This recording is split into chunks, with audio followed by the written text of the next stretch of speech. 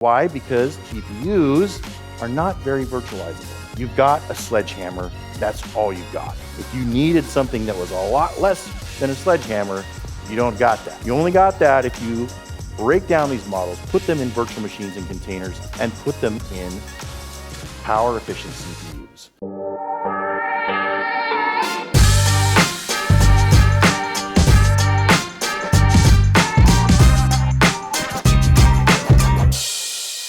Good morning, good morning. Thank you, Jeff, and thank you for CloudFest for having me.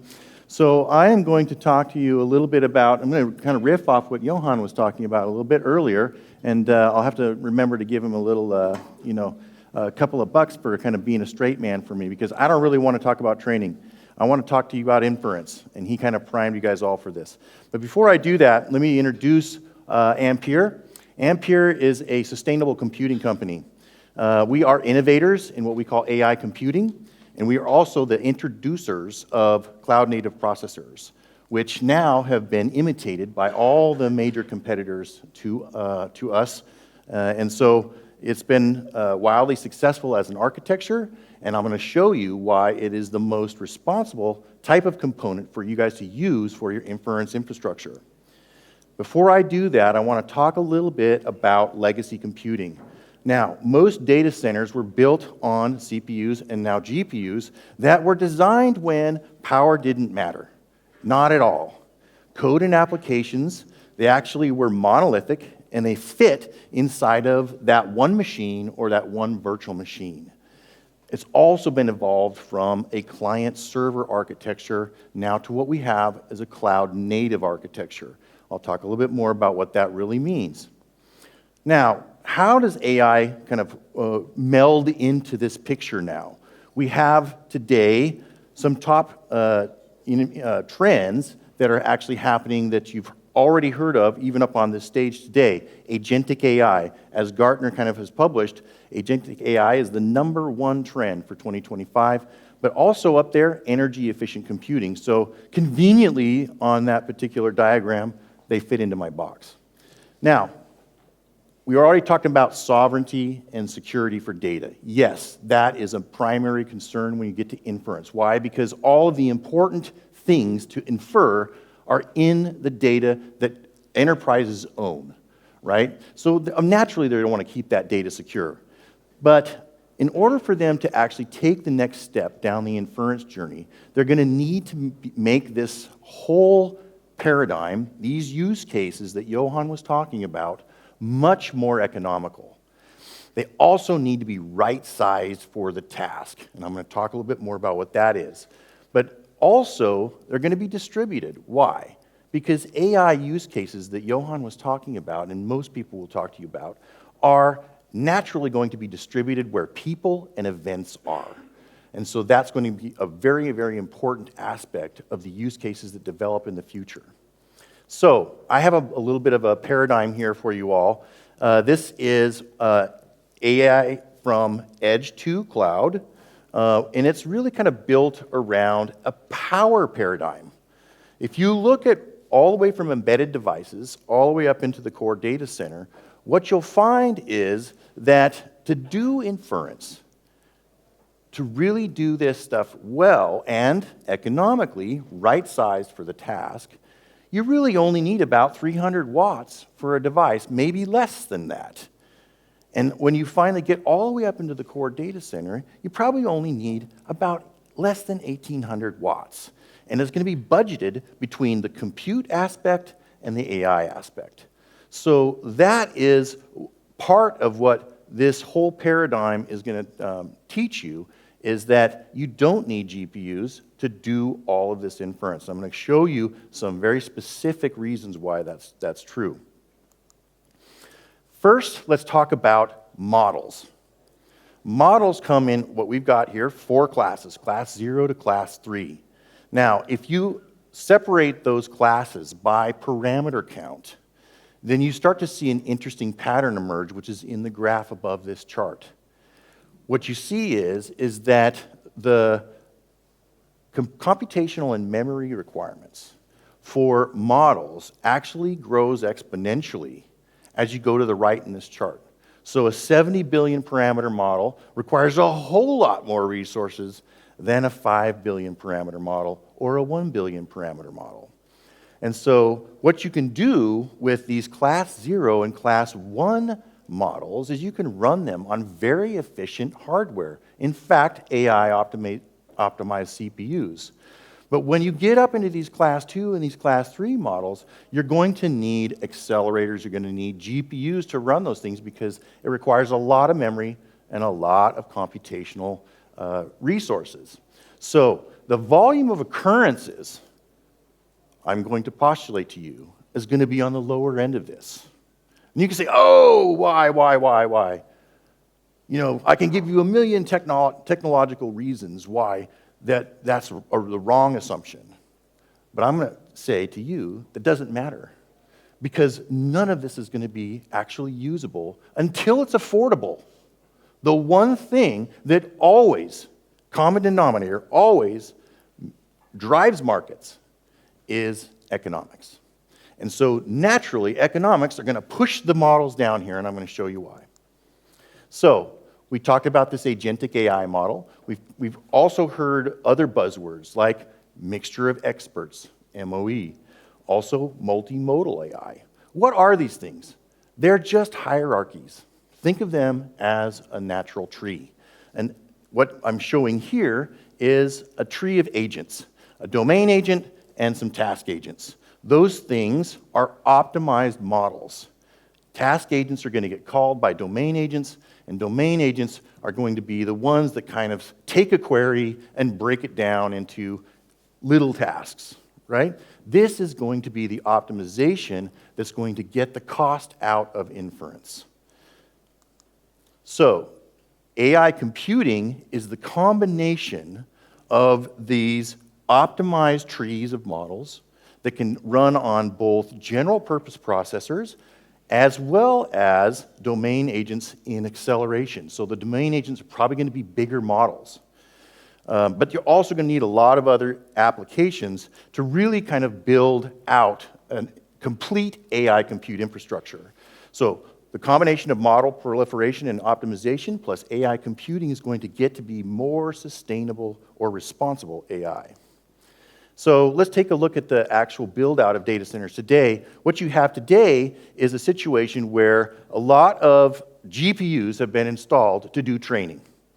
And you can look at the racks that are actually built for those, and they'll probably be very, very high power budget racks, but very, very low utilization in terms of space, right? Because you can't even fit a lot of these GPUs into one rack.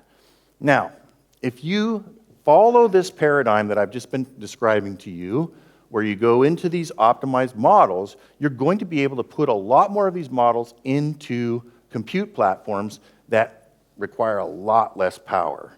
Coming back to my slide earlier. You can put a lot more of those into a rack. And so you'll get domain agents that are running with accelerators and also task agents, potentially thousands, maybe even tens of thousands of these task agents eventually that are going to run on CPUs. And the ratio between these task agents and domain agents is going to increase. Maybe it starts out 5, 10, 15, but it probably actually increases to maybe 50 or 100 to 1 when these model paradigms start to really build out. All right, so I am going to invite up Julian Simon, another chief evangelist, by the way, so let's see how that goes, because you never know what's going to happen with two chief evangelists on the stage. But Julian is, for some reason, your logo didn't come up. But from right. You have me RC, yeah, we've got the important part here, so thank you for joining me, Julian. Thank you. Tell us about who you are and what RC is. So RC is a US startup, and we're the champions of small language models. And what I mean by that is we only work on small language models. We start from existing open source architectures, and we make them better with our training stack and secret sauce. And we're also the champions because it's fair to say we're building pretty good models that tend to rank very, very highly on various leaderboards. And we also build platforms. We don't just build models. You mentioned agentic, etc. We have an agentic platform called RC Orchestra, where you can drag and drop and build business workflows in a very simple way. And actually, yesterday, we launched another inference platform, and inference is the topic today, which is called RC Conductor, that automatically sends your prompts to the best model in terms of domain knowledge and performance. So you literally get the best model for the job at the prompt level. So that's who we are. Nice, thank you. And that conductor that you were just talking about, that is really an example of one of these domain agents, right? Because it's doing some of that query breakdown, right? We talked about this earlier. Query breakdown, kind of shoved to task Exactly. agents. I meet with a lot of customers, and there's this dilemma, which is, AI can get really expensive, especially if you use the large language models. So should you optimize for cost? Should you work with a small language model that will do a very good job most of the time, but sometimes deliver, lower quality answers to complex prompts? Yeah. Or should you optimize for quality and use one of those larger models all the time, which are likely to do a good job on most prompts, but will be very expensive, right? And we were chatting earlier, and the cost difference is insane. If the text generation cost difference between our most cost-effective model, which is called Blitz, a 24 billion parameter model, and a large model like Anthropic Claude Sonnet 3.7, okay? The cost difference is 300x, not 300%, 300x. So most of the prompts you will send to the models every day in most organizations are simpler prompts. Mm-hmm. So you are paying 300 times more than you need to when you use the large language models for everything. And that's what Conductor is all about. Analyze the prompt in an instant and decide where to send it for, to give you the most cost-efficient answer and the higher quality answer. And this is really important. There's no Swiss Army knife model. I've been saying it for years. When I was at Hugging Face, I used to say that all the time. We're not in Switzerland, so I can say it. Apologies to Swiss fellows here. But there is no Swiss Army knife model. You need to find the right model for the job. And that's not just the right model for the task. It's the right model for the prompt now. Right. That's where we are if we want to optimize and be power efficient and cost efficient. Right. Well, Julian, I appreciate you coming up and joining me. Thank you very much. Kind of illustrate these concepts. My pleasure. All right. Thank you very much. Have a good day.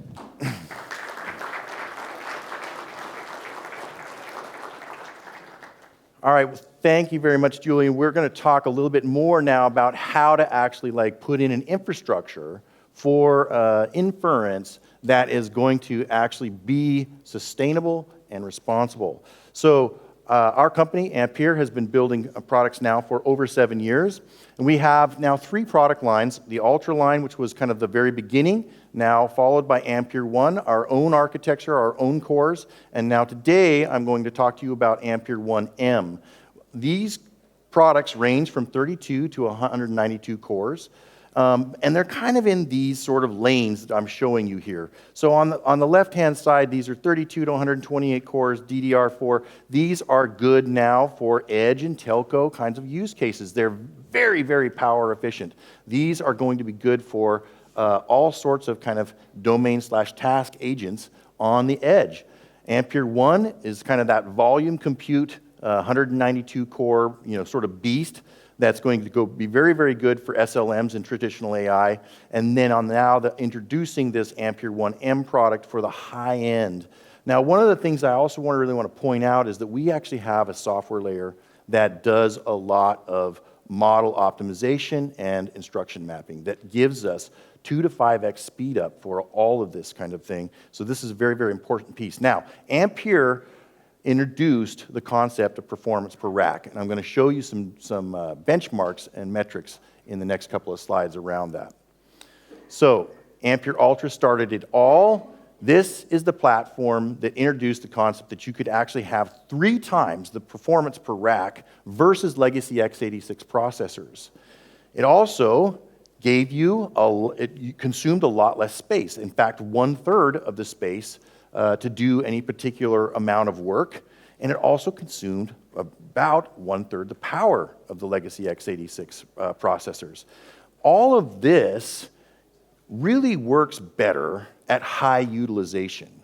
Because our processors are so efficient, they're linearly scalable, you run them at high utilization, now you start to see the real magic behind this architecture because you're going to get a much better performance per watt and really, really kind of hone in on that efficiency aspect.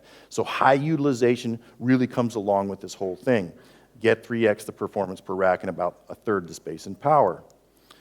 Ampere 1 comes along, and now you've got this 192 core beast that is there for all of that number crunching that it goes into small language modeling, as well as all of the typical applications that surround the inference task itself. So vector databases, regular databases, all the web infrastructure that's required to carry queries, all of that kind of stuff.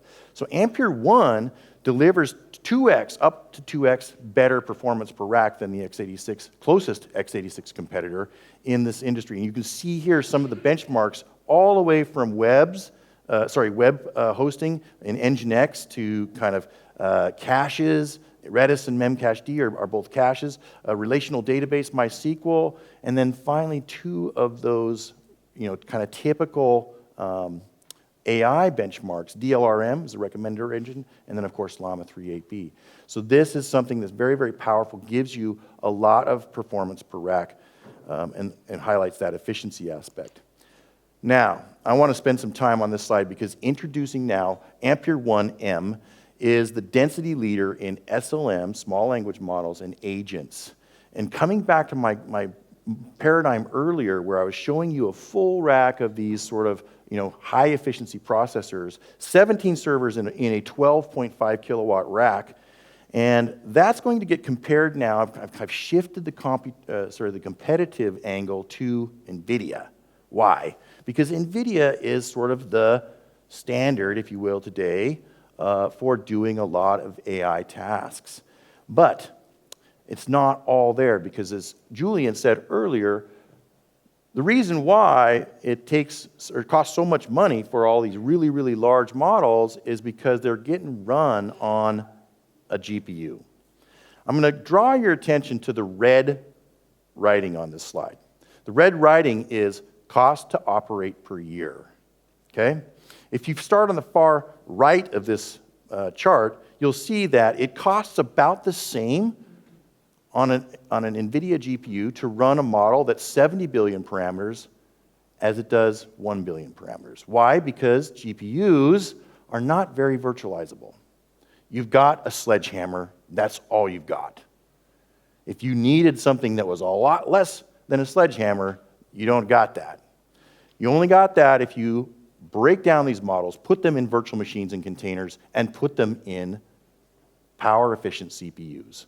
So you're getting to the point now where you go from 8 H100s in a rack to 17 Ampere 1 servers, and in those 17 Ampere 1 servers, I can deliver over 1,600 small language models. Over 1,600 at an annual cost to operate of less than $15 a year. This is how economics drives inference. This is why models will get smaller, and you will need many, many more of them in order to do any sort of inference tasking. So, small language models cost a lot less in CPU execution, and all of that kind of wraps up into a value proposition that is up to 200x more cost effective than GPUs. This is major. Okay, you can see Ampere 1M at our booth today. It's E01. It's in actually an OCP host processor module, which is also unique in the industry today because it is the very beginning of a modularity paradigm that is moving in the OEM markets, the suppliers to data centers, to on-prem environments. OCP HPM modules enable them to get there much more effectively, much more cost effectively than previously. So come see that in our booth. We have an AI Platform Alliance. RC is a member of that alliance, and we are all about establishing open, efficient, and sustainable inference solutions. We have a solutions marketplace. We have a very robust ecosystem that's building all around cost-effective, very, very power-efficient AI inference. Now, you can go and see this up on platformalliance.ai. Here is a smattering of the companies that are in there, but it's a growing community, and we are very, very blessed to have many of those people with us here at the show today. So if you go by our booth, here is a number of the people you'll be able to hear from that are also in this ecosystem, in this alliance, looking to build much more cost-effective, responsible AI and compute. Okay, so thank you very much for your attention today. Come join us. If you're interested in joining us, come to the platformalliance.ai and join up. We would love to have you. Thank you so much.